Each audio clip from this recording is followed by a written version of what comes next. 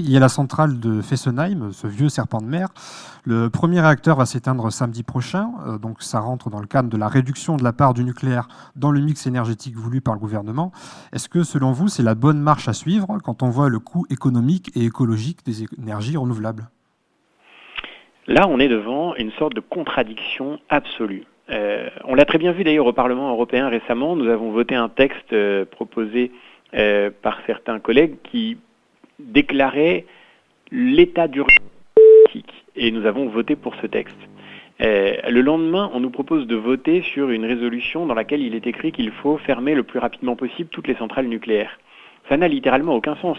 Je ne suis pas du tout un idéologue du nucléaire. Je pense que le nucléaire pose des questions, pose des problèmes de sécurité, de traitement des déchets. Tout ceci est très réel. Mais enfin, il est très clair que s'il y a une urgence climatique, nous ne pouvons absolument pas nous permettre de faire sans une ressource qui produit aujourd'hui une électricité décarbonée et qui nous permet donc de résoudre cette urgence. Dans un état d'urgence, quand nous sommes en détresse, nous ne devons pas nous défaire des moyens qui nous permettraient de sortir de cette urgence. Et ensuite, que la recherche nous permette de continuer à travailler pour identifier d'autres sources d'énergie qui ne présentent pas ces défauts, c'est tout à fait nécessaire. Oui. Mais aujourd'hui, c'est une folie, c'est une aberration, n'ayons pas peur des mots, que de vouloir se défaire de l'énergie nucléaire dans un moment où l'urgence est effectivement à la décarbonation. Et on voit très bien ce qui a été fait par nos voisins, je pense en particulier à nos amis allemands.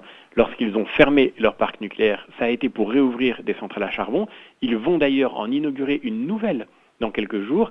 C'est absolument aberrant et je crois qu'on est devant un cas tout à fait caractéristique d'irrationalité coupable.